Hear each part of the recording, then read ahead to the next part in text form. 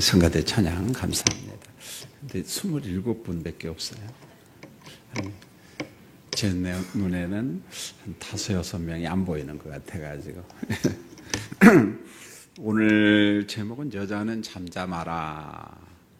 이게 바른 해석. 이게 정말 어떻게 해석해야만이 바른 것인가.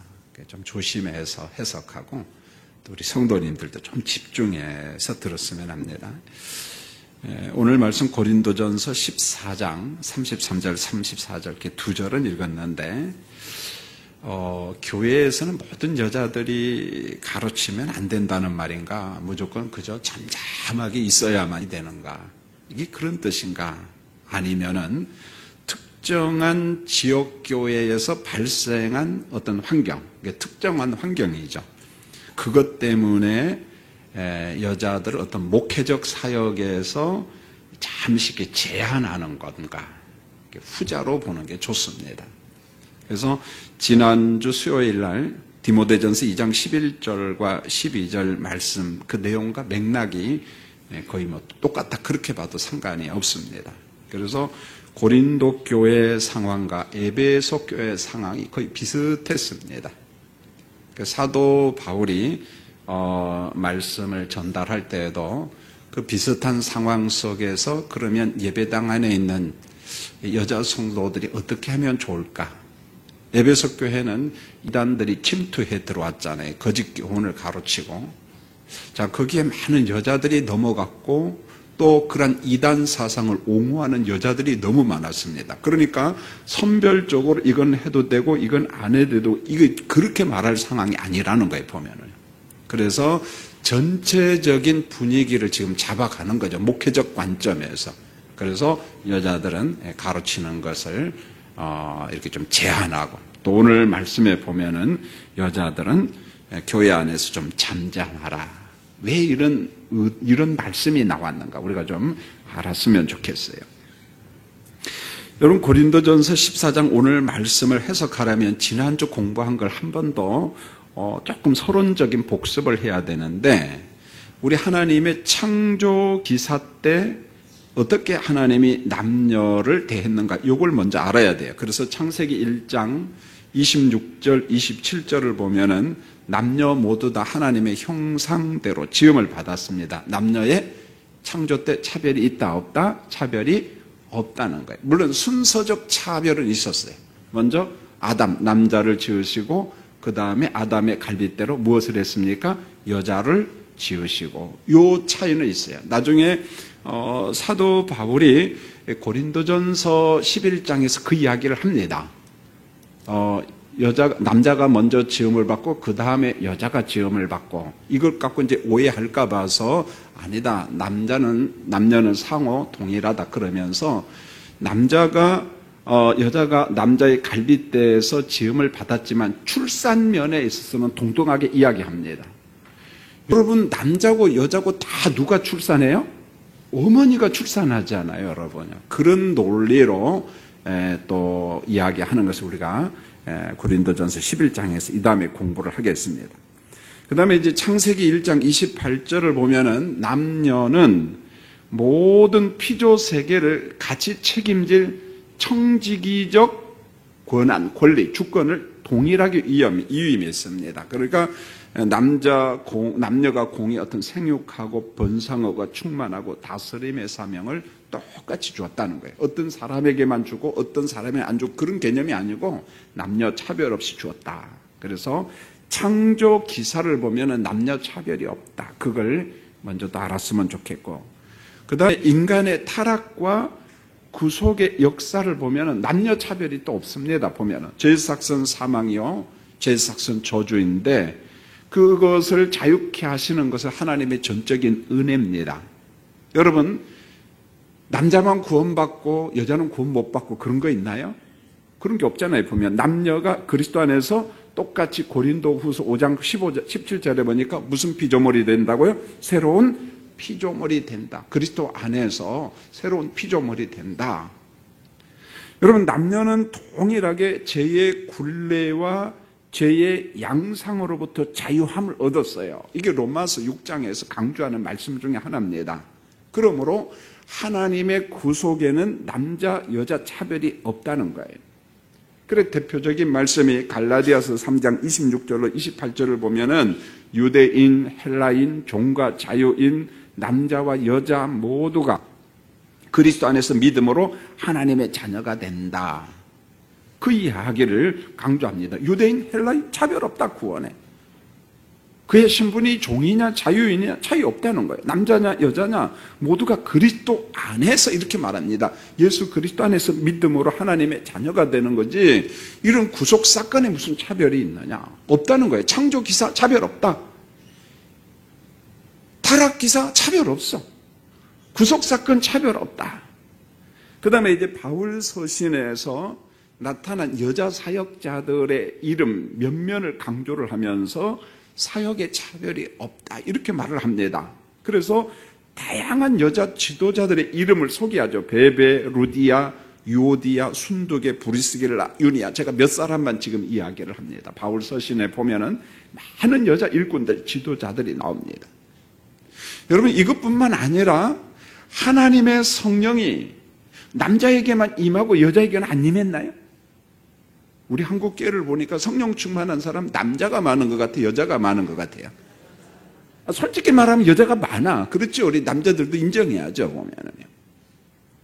그렇다고 해서 남녀 차별, 은사와 성령의 능력을 차별적으로 준 건 아니라는 거예요. 여러분 사도행전 2장 14절로 18절 요엘서 말씀을 인용하면서 뭐라고 이야기하냐면은 하나님의 영 성령은 남녀 차별 없이 능력을 공히 줍니다. 보면은 그래서 남종 여종에게 성령을 부어주시고 예언하도록 했다. 사도행전에 그런 말씀이 나오잖아요. 보면은 남녀 차별이 없다는 거예요. 능력을 공히 똑같이 줬다는 거예요. 자 그러면은 오늘 고린도전서 13장 34절 이게 왜 이런 말이 나왔느냐는 거예요. 여러분 같이 한번 13장 44절을 한번 가만히 한번 읽어보고 한번 물어보세요. 성령님 도대체 이게 무슨 말입니까? 어찌하여 이런 말이 나왔습니까? 한번 물어봤으면 좋겠어요. 시작. 모든 성도가 교회에서 13장이 아니라 14장. 예. 죄송합니다.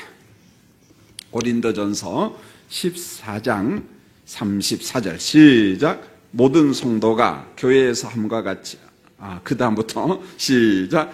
여자는 교회에서 잠자 마라. 그들에게는 말하는 것을 허락함이 없나니 율법에 이른 것 같이 오직 복종할 것이요. 그냥 설교하기 전부터 혼돈이 오네요. 보면 여자는 교회에서 무엇하라? 잠자 마라. 그들에게는 말하는 것을 어떻게 허락함이 없나니. 이것만 이러면 기분 좋아요 안 좋아요? 기분 너무 나빠요.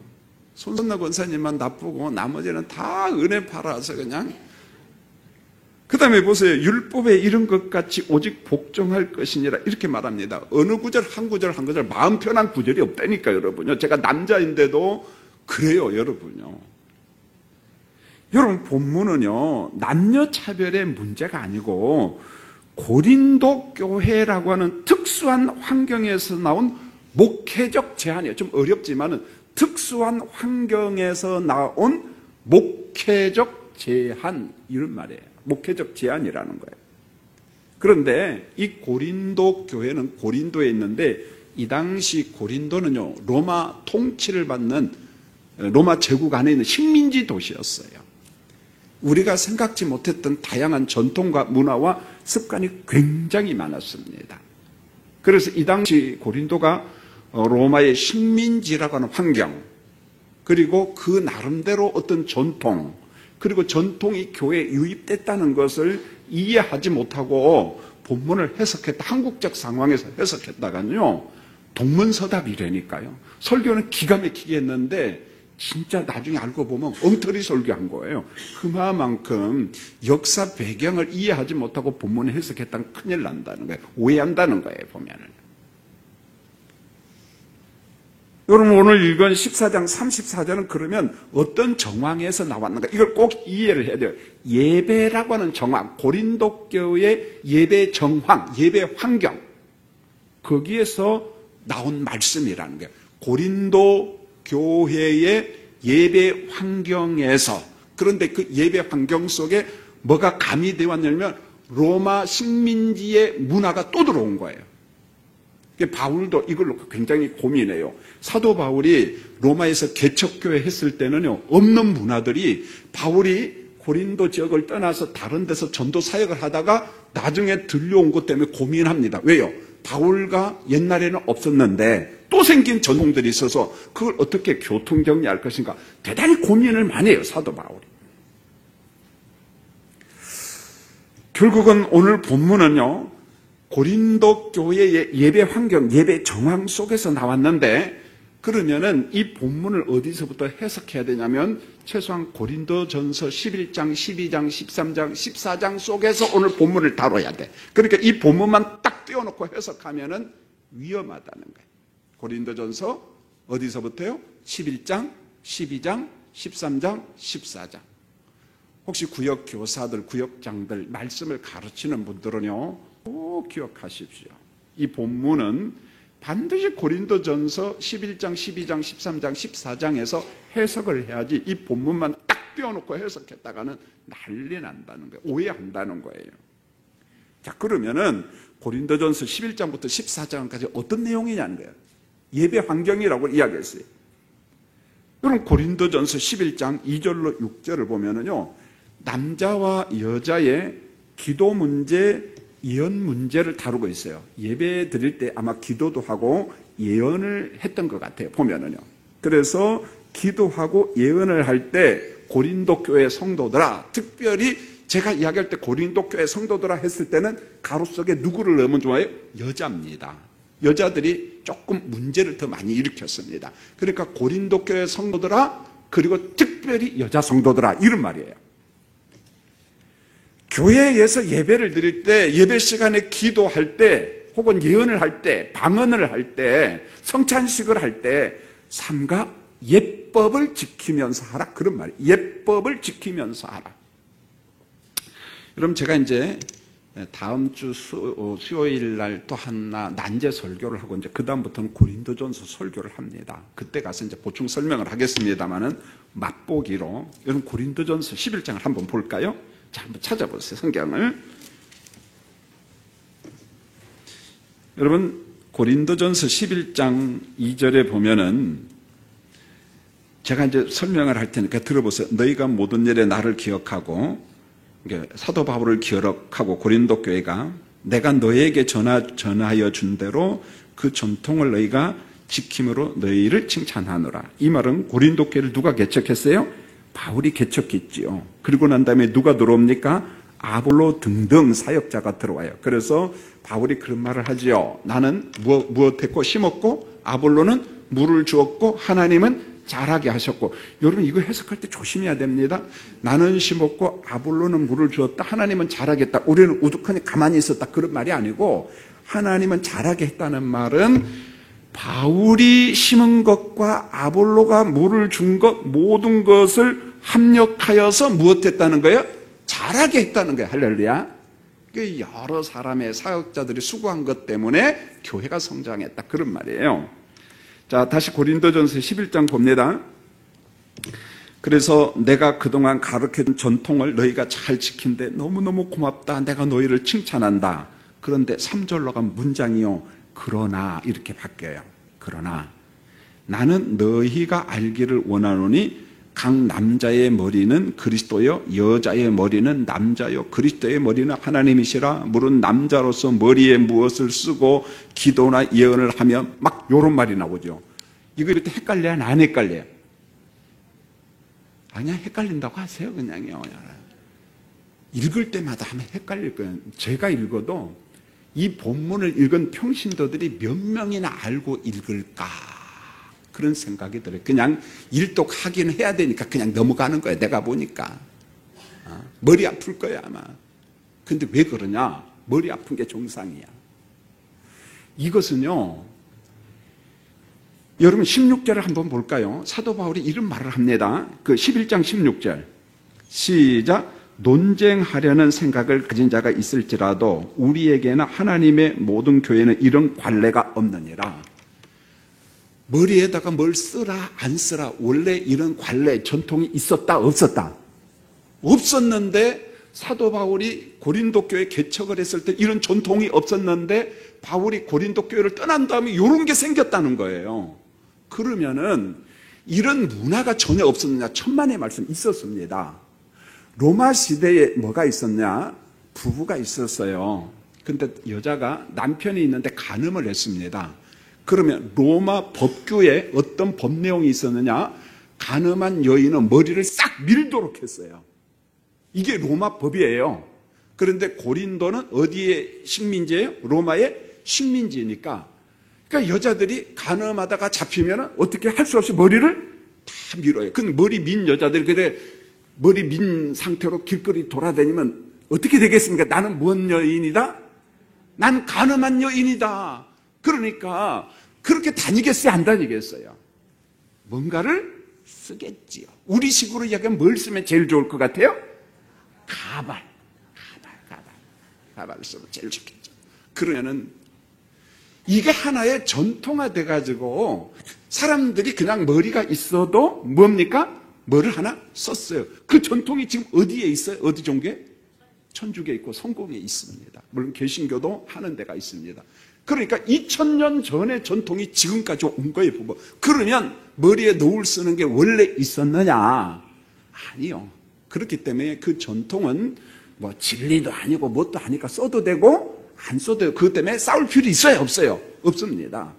그 다음에 고린도전서 11장은 로마의 전통이 교회에 들어온 거예요. 사도 바울 때는 없었어. 그 다음에 사도 바울이 무슨 이야기하면 본성을 이야기합니다. 본성. 여러분 고린도전서 11장 읽어보면은 여자에게 있어서 가장 영광스러운 게 뭔 줄 아세요? 머리카락입니다. 그래서 성경에 보면은 여자가 머리가 길고 그러면은 그 머리카락이 여자의 뭐다? 영광이다 그랬습니다. 근데 이 당시 문학 작품을 보면은요, 여자의 아름다움을 묘사할 때 머리카락 묘사가 굉장히 많이 나와요. 그런데 사도 바울이 이걸 이야기합니다. 만약에 남자가 머리카락이 길면 그의 본성이 그걸 지지해요? 안 지지해요? 부끄러워요? 안 부끄러워요? 부끄럽다고 이야기합니다. 이것은 진리의 문제가 아니라 본성의 문제라는 거지, 본성에. 그래서 인간 본성 안에, 남자 본성 안에 가급적이면 남자는 머리 스타일을 누구처럼 해야 돼요? 김기선 목사처럼 하는 게 좋아요, 여러분요. 이렇게 기르면은 그 본성의 부끄러움이다, 이렇게 말합니다. 그러니까 고린도전서 11장을 해석할 때 로마의 전통과 본성의 문제가 고린도 교회에 들어왔어. 이 당시에는 바울이 사역할 때 이게 없었다니까, 여러분요. 로마 문화권 속에는 있었지만 교회 안에는 안 들어왔다는 말이에요. 그러니까 바울 사도가 논쟁하려는 생각을 가진 자가 있을지라도 이걸 갖고 지금 논쟁을 하는 거예요. 너를 써야 되느냐 말아야 되느냐. 논쟁하려고 하는 사람이 있을지라도 우리 논쟁하지 맙시다. 그건 아무것도 아니야. 그러면서 우리에게나 바울에게나 하나님의 모든 게는 이런 관례, 전통이 있었다 없었다? 원래는 없었다는 거야. 그러니까 이걸 모르고 여자, 남자 이거 이야기하면은 엉뚱한 해석을 한다는 거예요. 엉뚱한 해석. 그러나 오늘 고린도전서 11장에서 14장의 문맥을 알아야만이 오늘 본문 해석이 가능합니다. 자, 이게 무슨 말이냐면은 이런 문제가 있었지만은 고린도 교회에 예배 드릴 때 여자, 남자 다 뭘 했어요? 기도도 하고 예배를 공히 드렸어요. 예언도 했어요. 그렇다면 예배 안에 남녀 차별이 원래는 있었다? 없었다? 이건 대답을 드려야 돼요. 원래 예배 안에 남녀 차별이 있었다? 없었다? 없었어요. 그런데 이게 문제가 발생했다는 거예요. 그 다음에 이제 이 성만찬의 문제가 이제 대두가 되는데 고린도전서 11장 17절로 34절에 보면은 성만찬 시간에 어떤 하나님이 정하신 법도와 질서에서 어긋난 문제가 막 발생을 했습니다. 그래서 이 성찬식 시간에 어떤 사람들은 배고픔을 해결하는 시간이야. 그러므로 이 성찬식은 밥 먹는 시간이 아니다, 이게 지금. 그래서 배가 고픈 사람은 어디에서 먹고 와라? 집에서 먹고 하고, 성찬식은 성찬식 그 나름대로 은혜 받으면 되는 거지. 성찬식에 와가지고 배고프니까 떡도 막 먹고 막 포도주도 막 몇 잔씩 마시고 그러는데 제발 그러지 말라는 거예요. 여러분, 성만찬은 예수님이 찢기신 살과 흘리신 보혈을 기념한 은혜의 성찬식인데, 이 시간에서 배고픔을 채우려고 하고 음료수로 포도주를 마음껏 마시려고 하고, 그러다 보니까 이 은혜로운 성찬식이 먹자판이 되고, 한편으로 먹자판이 되다 보니까 가난한 사람들을 멸시하기 시작했다는 거예요, 성찬식이. 그래서 은혜로운 성찬식이 아니라 먹자판 성찬식, 그 다음에 좀 더 여유로운 사람이 배고픈 가난한 사람들을 좀 뭐라 그럴까, 좀 망신을 주고 좀 창피함을 주고, 야 너희들 그렇게 가난해 막 이런 거. 이 문제가 성찬식 시간에, 여러분 성찬식도 예배잖아요. 예배 중에 있는 성찬식의 문제가 심각해졌다는 거예요. 무질서해졌다는 거예요. 그러니까 예배 상황 속에서 오늘 이 본문을 다루는데 성찬식을 한번 다루는 거죠. 그 다음에 이제 성령의 은사의 본질을 언급하면서 은사 활용의 남용, 그릇된 남용을 다루고 있어요. 그래서 고린도전서 12장과 13장, 14장은 무슨 장입니까? 은사장이잖아요. 그래서 고린도전서 12장 은사가 있고 13장은 사랑장인데, 은사를 어떻게 활용하라? 사랑으로 활용하라, 이거잖아요. 그리고 고린도전서 14장에는 방언과 그 다음에 예언이 나오고 있잖아요. 질서를 따라서 하라. 여러분, 은사의 다양성과 직분의 다양함을 사도 바울이 고린도전서에 이야기합니다. 여러분, 은사와 직분은 누가 주신 거예요? 성령과 예수 그리스도께서 우리에게 주신 선물입니다. 하나님이 주신 선물이에요. 그럼 은사의 목적이 뭐냐? 교회의 유익과 성도들, 지체들, 우리 옆에 있는 교인들의 성화, 그들이 그리스도를 닮아가도록 내가 받은 은사를 가지고 옆 사람을 도와줘야 돼요. 섬겨야 된다는 거죠. 그래서 교회의 본질 중에 하나가 뭐냐? 나를 구원하신 하나님을 예배하는 것이고, 내가 예배하는 삼일체 하나님을 선교하는 것이고, 예배당에 모인 성도들이 성화되도록 도와주는 겁니다. 여러분이 이 세 개를 해야 돼요. 따라할까요? 예배, 두 번째는 선교, 세 번째는 성화. 나의 성화도 있지만은 내가 받은 은사로 누구를 성화시켜야 돼요? 옆 사람을 도와줘야 된다는 거예요. 옆 사람을 도와줘. 옆 사람이 그리스도를 닮아가도록 지체들을 우리가 도와줘야 된다는 거죠. 이게 바로 교회가 해야 될 일입니다. 그런데 이와 같은 다양한 은사와 직무 사용을 할 때 이 당시 많은 고린도 교인들은 은사 열광주의, 은사 경쟁에 빠졌어. 그러면 된다 안 된다? 은사를 활용할 때는 어떤 식으로 하라? 사랑이라고 하는 그릇에 담아서 하라. 할렐루야.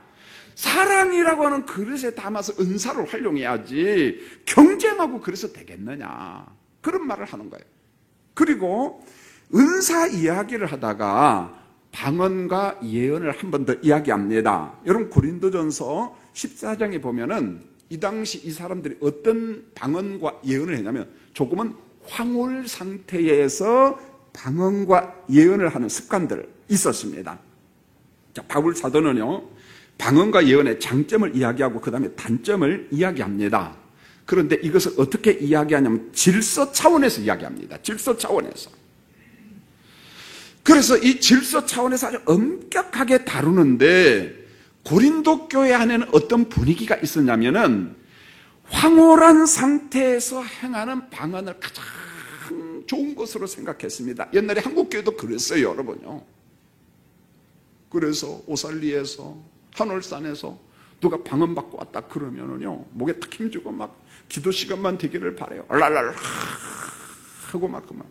그럼 옆에 있는 사람이 부러워가지고 기도가 바뀌냐? 주여, 하나님은 왜 박 집사님만 사랑합니까? 왜 김 목사는 안 사랑합니까? 나도 방언을 주시옵소서. 여러분, 그런 기도 10년 했잖아요. 근데 지금도 못 받은 사람은 아이, 구해요. 구하지 마세요. 이제 구하지 마세요. 할렐루야. 여러분에게 무슨 은사 안 줬어? 방언 은사 안 줬어. 안 줬으니까 그냥 하나님께 감사하시고 다른 은사 다 주셨으니까. 그래서 제가 이 이야기는 제 이야기가 아니라 지금은 이제 은퇴하시고 살았는지 지금도 어쩐지 모르겠어요. 성남의 연정계 김용실 목사님의 간증을 저는 꼭 이야기를 합니다. 이분이 참 은혜 받고 이제 성남에다가 개척을 탁 시작했는데 교회가 막 조금씩 부흥하니까 얼마나 좋아요. 기도 열심히 하고. 이 선배 목사가 직접 간증할 때 이 방언 때문에 자기는 망할 뻔했다가 하나님의 은혜로 살아났다고 간증을 하는 거예요. 교회가 막 부흥하니까 막 새벽에 으쌰으쌰 하고, 그때요 성남은 막 그 이사 간 사람들이 참 많았잖아요. 보면 가난한 사람들이. 교회가 막 부흥하는데 어느 날 새벽에 방언하는 여성도가 딱 등장을 한 거예요. 새벽 예배 딱 마쳤는데 막 방언으로 막 하니까 그냥 그 순간에 예배당의 분위기가 차가워졌다는, 싸늘해졌다는 거예요. 김용실 목사님이 그래요. 이 강단 앞에서 기도하면 나 죽었구나 이제는 그랬다는 거예요. 왜요? 교인들의 생각을 느꼈다는 거예요. 저 사람 순복음 교인인가 보구나. 우리 목사님도 방언을 할까? 근데 방언을 해요, 못해요? 못해. 난리가 난 거야. 그 첫날은 지나가서 그 이튿날 그 방언하는 여자가 와가지고 2배로 더 크게 하더라는 거야. 3배로 크게. 난리가 났어. 우리 목사는 신령해, 못 신령해? 못 신령해. 이게 교인들의 고민이에요, 이제는. 목사님이 분위기를 다 파악해버렸습니다. 하나님, 내가 주의 은혜로 개척을 해서 뭔가 좀 하려고 하는데 저 여인이 와가지고 이 교회를 난리 났네. 그 당시 교인들이 얼마나 방언받기를 원한 줄 아십니까? 그 방언하는 사람 A급이고 방언 못하는 김용실 목사는 몇 급이고? C급이야. 그래서 하나님 앞에 간절히 기도했다는 거예요. 하나님, 2번도 말고 딱 1번만 방언 좀 주시옵소서. 그렇지 않으면 이 교회가 무너지게 생겼습니다. 왜 무너진 알겠죠? 분위기가. 우리 목사는 영빨이 있다 없다? 없다. 뭘 못하니까? 그 당시 분위기가 그랬다니까요. 방언하면은요 목회자도 A급, 방언 못한 사람은 박사학위를 받아도 C급. 비타민C는 맛이라도 좋지. 교회가 심각했어요. 여러분, 한국 교회가 그랬다니까요. 권사님들이요 노골적으로 기도원에서 방언 못하는 교역자들은요 그건 목회자 취급 안 했다니까. 저는 그 세대 사람이에요, 여러분요. 얼마나 심각했어요. 그래서 김용실 목사님이요 필사적으로 하나님 앞에 기도했다는 거예요. 말이 재밌잖아요. 사실은. 그러나 얼마나 고도. 방언 2마디도 말고 오늘 아침에 한 번만 회개해 주세요. 누구 때문에? 저 여자 쫓아내야겠는데. 얼마나 간절하게 기도했는지 모르는데. 그분의 간증. 그런데요 입에서 그냥 방언이 빵 터지는데 방언하는 자기도 놀랐대. 김용실 목사님도. 그 순간 뒷자리에서 교인들이 듣고 있다가 그러더니 그러면 그렇지 그랬대. 우리 목사님 영빨이 있다 없다? 있는데 잠시 겸손한 거야. 그러니까 2배로 은혜를 받은 거야. 왜요? 방언도 하지 그동안 무엇했어요? 겸손하지. 그런데 감사한 것은요 김용실 목사님 방언이 뚝 터지니까 그 여자 방언이 어떻게 해요? 딱 끝나버리고 그 다음 아침에 새벽 예배 왔겠어요? 안 왔겠어요? 멀리 갔더니 떠나가 버렸대요. 자기는요 참 목회 천2기가 방언이었다는 거예요. 이게 방언이 우리 한국교회도 교육이 잘 됐다 잘못됐다? 잘못됐다는 거예요. 고린도 교회가 똑같았어요. 황홀 상태에서 방언하는 사람 막 높이 받드는 경향이 있었다는 거예요. 은사 열광주의, 방언 열광주의가 있었다는 거예요. 바울 사도는 고린도 교회를 향하여 무섭게 책망을 합니다. 책망을 할 때도 참 지혜롭게 장점과 단점을 이야기하면서 방언은 높이 받들 성질이 아니란다. 무질서한 방언은 예배를 혼란케 한다. 교회에 덕이 되지 않는다. 그래서 방언한 자들과 고언을 한 거야. 정말 심각하게 이야기를 한 겁니다. 자, 뭐라고 이야기하는가? 고린도전서 14장 27절. 여러분, 오늘 본문이 왜 이렇게 나오냐? 여자들은 잠잠하라. 아니, 생뚱맞게 왜 이런 게 나왔어? 이 배경을 모르면 안 된다니까. 오늘 본문만 놓고 해석하면은 절대 안 된다니까요. 자, 고린도전서 14장 14장 5절부터 한번 읽을까요? 고린도전서 14장 5절 시작. 나는 너희가 다 방언 말하기를 원하나 특별히 예언하기를 원하노라. 만일 방언을 말하는 자가 통역하여 교회에 덕을 세우지 아니하면 예언하는 자만 뭐. 그러니까 방언을 하든 예언을 하든 교회에 뭘 세워야 돼요? 덕을 세워야 되는데 만약에 덕을 세우지 못하고 오히려 교회의 문제거리가 된다면 방언하라 예언하라 하지 말라. 하지 말라. 잠잠하라 그 말이에요. 덕이 안 된다면은 잠잠하라. 그래서 고린도전서 14장에는 잠잠하라 잠잠하라 잠잠하라 3번 나오거든요. 잠잠하라 잠잠하라 잠잠하라. 자, 그 다음에 고린도전서 14장 27절 읽겠습니다. 시작. 만일 누가 방언으로 말하거든 2사람이나 많아야 3사람이 차례를 따라하고 한 사람이 통역하다. 여러분 보세요. 누가 예배 시간에 방언을 하면 2사람이나 많아야 3사람이 무엇을 따라하라? 차례를 따라하라. 그리고 차례를 따라할 뿐만 아니라 방언을 할 때는 꼭 누가 있어야 된다? 통역하는 사람이 있어야 된다. 통변. 여러분 방언하는 사람이 있잖아요. 통역 안 하면 뭔 말인지 알아요? 몰라요? 몰라요, 여러분요. 차례를 따라, 질서를 따라 방언 통역. 그 다음에 한번 보실까요? 고린도전서 14장 23절 위로 올라갑니다. 방언은 어떤 위험성이 있는가? 시작. 그러므로 온 교회가 함께 모여 다 방언으로 말하면 알지 못하는 자들이나 믿지 아니한 자들이 들어와서 너희를 미쳤다 하지 않겠느냐? 막 방언을 막 합니다. 그런데 믿음이 없거나 믿지 않는 사람들이 들어와서 들으면 정상이요? 미친 사람들이야. 미쳤다고 이야기한다는 거예요.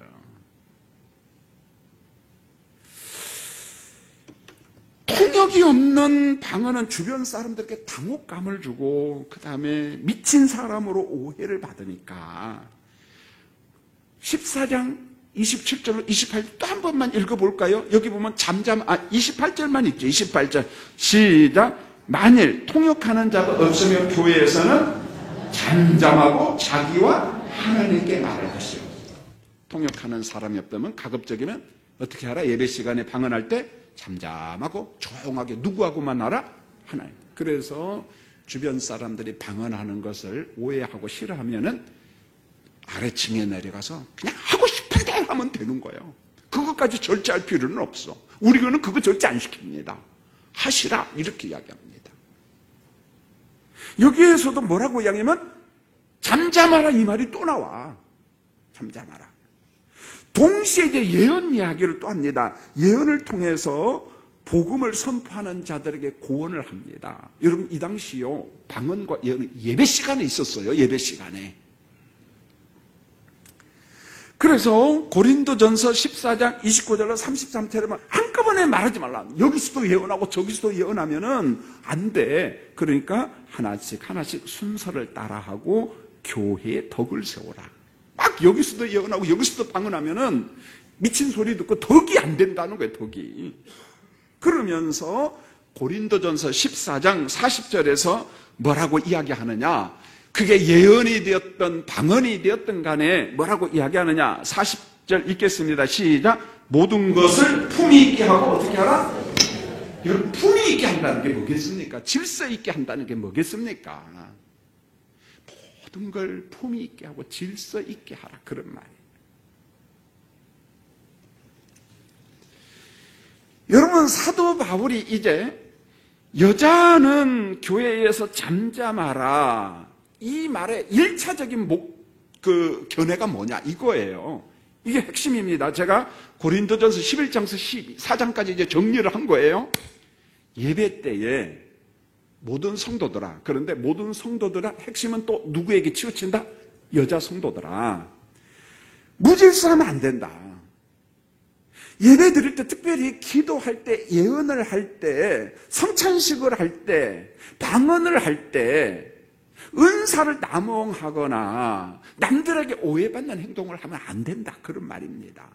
그것을 교정하기 위해서 오늘 본문이 등장한 거예요. 그래서 고린도전서 14장 33절은 이런 거예요. 따라할까요? 교정 본문. 교정이 뭔지 알죠? 고친다는 게 교정한다. 교정구절이라는 거예요. 무질서한 성도들아, 무질서한 여자 성도들아, 교회에서 잠잠하라. 왜냐하면 이렇게 말하지 아니하고 적당히 이야기하면 안 들어 지금. 그러니까 아예 여자들은 뭐 해버려라? 지난 시간에 여자들은 교회에서 가르치는 거 뭐 한다? 금한다. 적당히 봐주면 안 돼. 지금 예배숙 교회 여기도 지금 적당히 봐주면은 고린도 교회가 뒤흔들려 버려요. 안 돼. 그 여자들은 예배당에서 뭐 하라? 잠잠하라는 게 예배 시간에 좀 잠잠하라 그런 말입니다. 그러므로 오늘 14장 34절은 적용하는 범위를 제한한 거지 전 세계 교회가 이것을 그대로 해야 된다 그 말이 아니라는 거예요. 여러분요. 뭔 말인지 아시겠죠? 가심히 하시기 바랍니다. 아니 반응이 안 오니까 여러분 고린도전서 14장 34절은 이런 겁니다. 고린도 상황은 지금 현재 공적인 예배가 무질서였어요. 기도도 무질서, 예언도 무질서, 방언도 무질서, 성찬신도 무질서, 온통 다 뒤죽박죽이야 지금요. 그런데 그 무질서의 핵심 그룹이 누구들이다? 여자였어요. 우리 교회 여자 성도하고는 비교가 안 됩니다. 여자 성도님들 기죽지 마세요. 여러분 들으라고 한 게 아니니까. 예. 그 대신 성경 해석은 이제 잘해야 돼. 오늘 저랑 공부했는데 이것도 엉뚱하게 해석하면 안 돼. 은사로서 예언과 방언을 지혜롭게 사용하지 못하고 사람들이 막 자랑을 하고 막 경쟁도 하고 내 은사가 최고다, 내 방언이 최고다, 네 방언은 중국 방언 가짜다, 뭐 나 막 난리잖아. 그래서 하늘산 파는 거냐 어떻게 해서 막 랄랄랄라 하면 방언이 된다 효과. 어떤 사람은 임마누엘 된다. 뭐 어떤 사람은 그냥 대한민국도 난리였다니까 보니까 막 연습판이라고. 그 혀가 딱 꼬바라지면 방언 받았다고 막 감사한금 했는데 하나님이 그래도 받았어 그 감사한금을요. 얼마나 우리 대한민국도 무질서했는지 몰라요 성도님들. 여러분 그동안 왜 고린도 교회가 이런 문제가 생겼느냐면은 사회 환경의 변화였어요. 여러분 고린도 지역의 여성들은요 억눌려 살았습니다. 참 짓눌려 살았어요. 여자로서 여자 대접을 받지 못했습니다. 이게 고대사의 문화였어요. 특징이었습니다. 구약 성경에도 그렇잖아요 보면은. 그런데 어느 순간부터 바울의 복음이 전파되어 교회가 세워져요. 복음은 남녀 차별이 있다 없다? 없어. 그러다 보니까 문화적 종교적 속박에서 해방을 누리기 시작했다는 거야. 해방을 누릴 때 질서를 따라서 순서를 따라서 점차적으로 해서 문제가 없는데 문제는 해방의 기쁨과 감사가 어디로 흘러가면 방탕과 무질서로 흘러가 버렸다는 거예요. 뭔 말인지 이해가 되시죠? 그게 어디까지 들어왔다는 거예요? 예배당까지 들어왔다는 거예요. 예배당까지. 그래서 방언을 하는 사람도 세상에서 막 억눌렸던 사람들이 방언을 하니까 교회는 차별이 없으니까 에라 모르겠다 그냥 속은 답답하고 그냥 시원한 방언을 그냥 막 깨닫는 거야 예배 시간에. 아니 지금 김 목사가 설교하는데 저기서 막 방언하니까 그러니까 여기서 방언하니까 저기서 또 방언하네? 왜? 경쟁하는 거야. 니만 하냐? 나도 한다. 난 더 크게. 난리네 이게. 또 예언한다고 난리고. 여러분 예배 시간이 어떻게 되겠습니까 지금요? 바울이 들으니까 난리가 났네. 그게 바울이 고린도 교회를 굉장히 가고 싶었는데 자꾸 막히잖아요. 내가 가면 그냥 내버려 두지 않겠다 그러잖아요. 큰일 났거든. 무질서하고. 이게 방언뿐만 아니라 예언, 기도, 성찬식 할 것 없이 매사 예배 분위기가 엉망이야 엉망 지금. 이런 성도들과 여자들에게 엄히 책망을 합니다. 여자들은 교회에서 무엇하라? 잠잠하라. 여자분이 계세요. 성도들아 잠잠하라 그런 말이에요. 그들에게 말하는 것을 허락함이 없나니 율법에 이른 것 같이 오직 복종할 것이. 이 문장 자체가 다 어려워.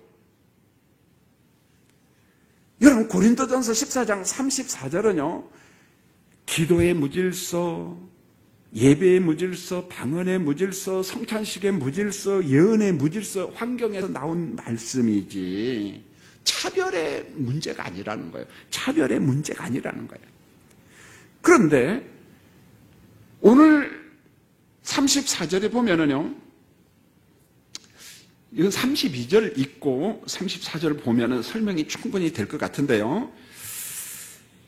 여러분 32절 한번 읽어볼까요? 32절 시작. 예언하는 자들의 영은 예언한 자들에게 제재를 받나니 그랬어요. 잘 보세요.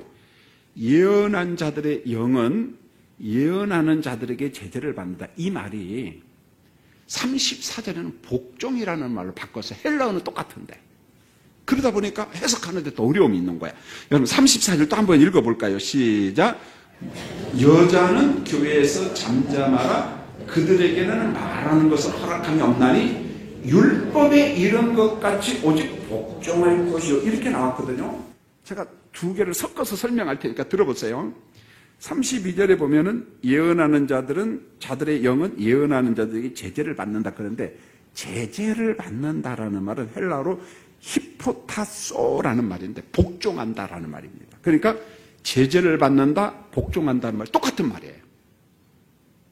32절에 제재를 받는다, 34절에 복종한다는 말은 의미가 뭐예요? 똑같다는 거예요.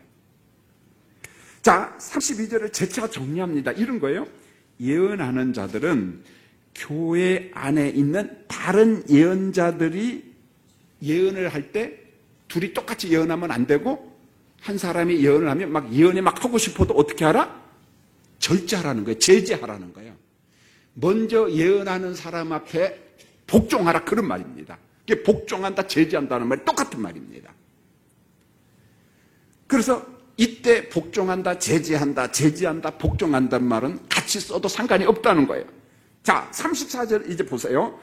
율법에 이른 것 같이 복종을 한다는 말은 율법이 난존여비 어떤 차별을 말하는 것이 아니라는 거예요. 여자는 남자에게 남편에게 무조건 복종해야 한다. 지금 그 말을 이야기하는 게 아니고요. 율법에 이런 것 같이 복종한다는 말은 14장 전체 맥락 속의 핵심이 뭐냐면은 누가 예언을 해. 그런데 또 다른 사람이 예언을 하면은 둘이 똑같이 하지 말고 먼저 예언하는 사람이 있으면 내가 예언을 막 하고 싶어도 무엇하라? 절제하라는 거예요. 제재하라는 거예요. 복종하라는 겁니다. 그러니까 예언의 은사를 받은 사람 앞에서 어떻게 이야기해? 너 복종해. 이래야만 이 질서가 잡히거든요.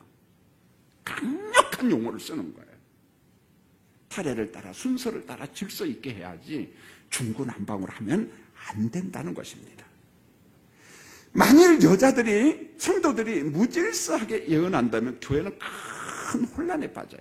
그것은 예언도 마찬가지고 방언도 마찬가지고 기도도 마찬가지, 성찬식도 마찬가지. 그러므로 고린도 교회 성도들아, 여자 성도들아, 서로 질서를 위해 예배 시간에 방언하는 거 조심하라. 예언하는 거 조심하라. 기도도 조심하라. 만일 한다면 따라하겠습니다. 질서를 지키라. 서로 복종하라. 서로 화평하라.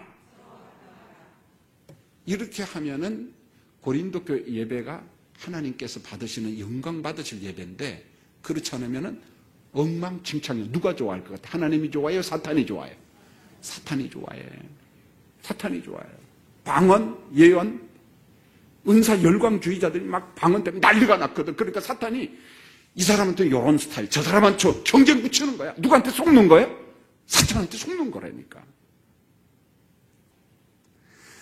여러분 고린도전서 14장 34절이 주는 핵심은 고린도 교인들아, 여자 성도들아, 복음운동을 방해하면 안 된다. 예배를 방해하면 안 된다. 자신들을 자랑하지 말아라. 방언과 예언을 가지고. 이런 행위는 모두 다 은사를 주신 성령의 뜻이 아니다. 하나님의 뜻이 아니다. 하나님의 질서가 아니다. 이걸 말하고 싶었던 거예요. 이제 말씀을 정리하려고 합니다.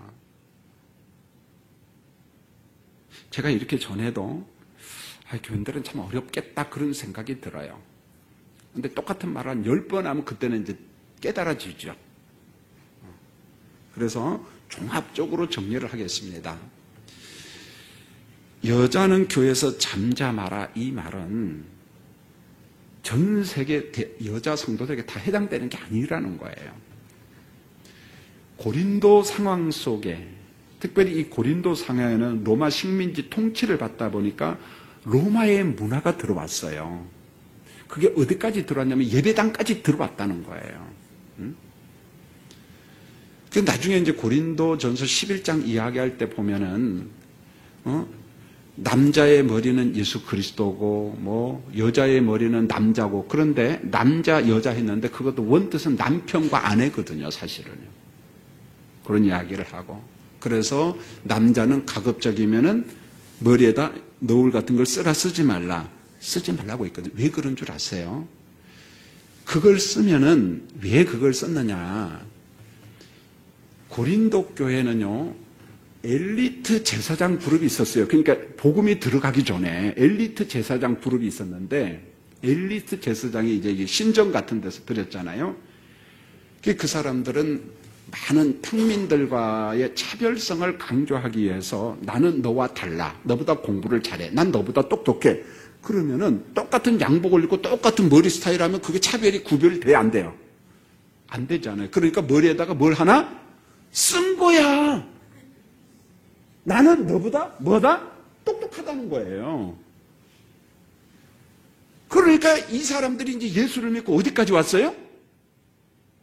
예수를 믿고, 그렇지. 예수를 믿었지. 불신자였다가 예수를 믿으면 이제 어디 왔어요? 교회에 왔어. 교회에 오니까 종놈도 하나님, 양반도 하나님, 그러니까 다 똑같거든. 보니까 기분 좋아, 안 좋아? 내가 그래도 세상에서 엘리트였는데, 저 종놈하고 나하고 똑같아. 아니야. 그러니까 예배당에서도 무슨 일이 벌어졌어요? 나는 너와 달라.